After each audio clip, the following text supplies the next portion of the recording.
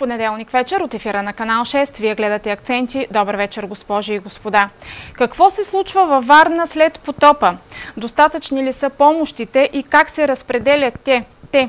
Държавата, местната власт и доброволците ръка за ръка ли вървят? Без пари или с малко пари, как се развива туризъм?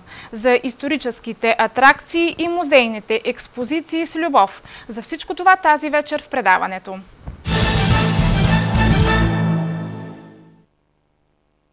В деня на национален траур в памет на загиналите във Варна, сега на пряката ни телефонна линия е Чавдар Трифонов, председател на гражданско сдружение Възход за Варна.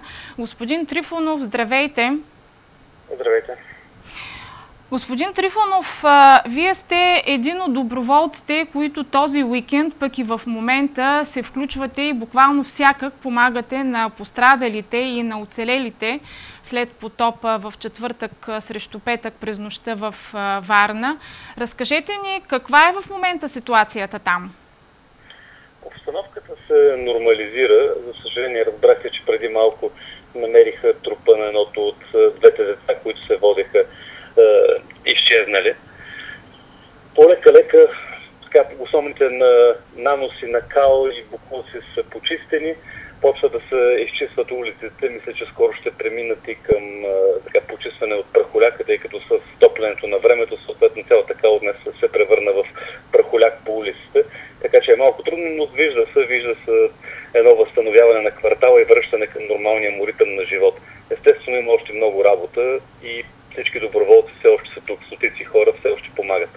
А това, че казахте преди мъничко е открито едно от изчезналите деца, по-скоро предполагам негативни, тъжни емоции е довело до това, защото преди това пък е имало надежда, че може би той е още живо. Разбира се, за съжаление. Извадиха тълцето му преди няколко часа. Овладяна ли е вече ситуацията? Казахте, че наскоро или по-късно се очаква вече да се прибира и праха, но така или иначе има ли от какво още допълнително има нужда? Все още има нужда от храна, да кажем, че има вече достатъчно, вода също, нужда има от различни материали, имат нужда още от бутуши, от лопати, кофи, има нужда от механизирана техника още, но полека-лека, да кажем, че имаше един хаос след четвъртък, след стихията, в петък имаше, сравнително, може да се представите, беше доста нервно, хаотично, но нещата влязоха в един ритъм и се работи много добре. Разбрах, че имате спешна нужда и от високо проходими автомобили, джипове. Това валидно ли е към този момент? Защото ние тук от Сливен бихме могли да реагираме и да помогнем. Благодарим много за предложената помощ. Всяка помощ е добре дошла, но мисля, че в момента има достатъчно, включително и ние, както и много други доброволци, също помагаме с високопроходими машини, за да може да се разнасят вода, храна, дрехи към всички къщи на пострадалите. Имаше райони в предните дни, които бяха изключително трудно достъпни, но и към тях полека-лека вече достъпът е открит. Господин Трифонов, вашите лични впечатления какви са? Наблюдавате ли злоупотреби с помощи? Защото, за съжаление, успяхме през тези 2 дни да прочетем и за подобни случаи. Аз също прочетох, не съм станал пряк свидетел на това, въпреки че в огромна част от времето бях на терен.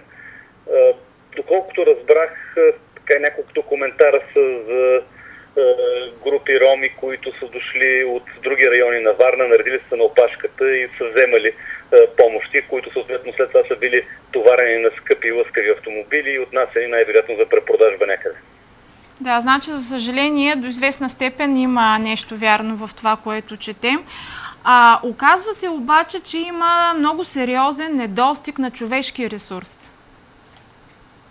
Имате предвид като доброволци? Да.